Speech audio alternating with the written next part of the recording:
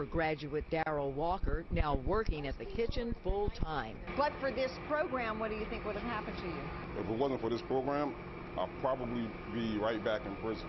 Because that was my norm, and that's all I knew how to do, was to go back out there, sell drugs, and go back to jail.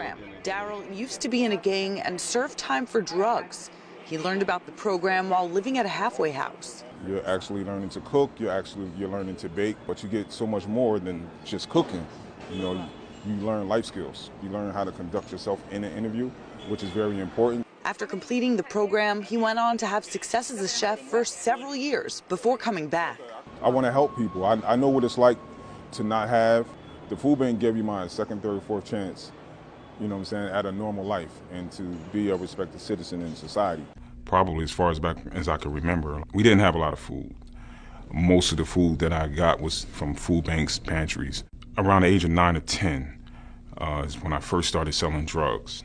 The older guys that were out there on the block, on the street, they would give me something to go run to a car, and I would exchange that for money. And at the end of the day, I would get like $5, which at that time and that age was a lot of money to me because I can go get some candy or, you know, get like some lunch meat, and I could help feed my brothers and sisters.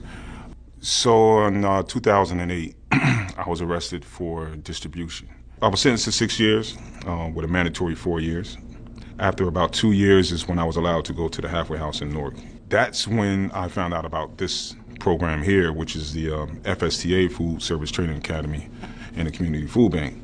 The food bank definitely helped me to become a responsible man. I don't feel any other time before that I wasn't a man. I felt like I was a lost kid, just trying to find his way. I think I found my way now, so I'm gonna stick with it. Growth as a person, it's very overwhelming. What did you feel you accomplished that day? That day, graduation day.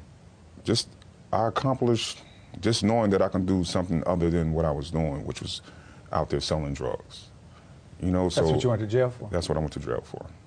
So I felt like it opened up another door for me, you know. I gotta ask you something. I'm sorry for interrupting. If you didn't apply for this program, food service training program, you didn't do it. You can't predict the future.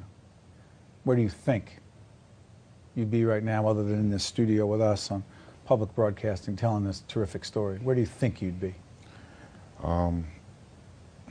It's a very strong... Now we've got a story about overcoming adversity. This one about a man who got involved in dealing drugs as a kid. Now he's inspiring others, including his own young son. Monica Guy caught up with him at work. Standing in the back of a room filled with local dignitaries, Daryl Walker watches with pride as the latest class from the Food Service Training Academy graduates. His students have a checkered background, much like his own. Both of my parents were on drugs.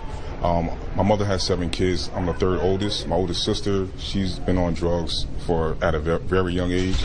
My brother, you know, he's in and out of juvie and graduated to county jail. Forced to provide for his younger siblings, Daryl started running drugs at 10 years old, ending up in juvenile detention and county jail before graduating to prison, where he got involved with gangs. And things only got worse from there. In 2008, I was arrested under the RICO Act, so I was facing 25 years to life. Daryl ended up serving 4 years in prison, and when he got out, he had no job skills and no way to make an honest living. What he did have was a hobby of sorts. Daryl Walker describes the work as pleasing. I was one of those kids who didn't have anything to eat when I was young. He relied on places like the Community Food Bank of New Jersey. If you could go back and tell your younger self something in that moment, what would you say? I would just say be yourself, be proud of yourself and who you are. Now he's on the other side, making sure healthy food hits home for all.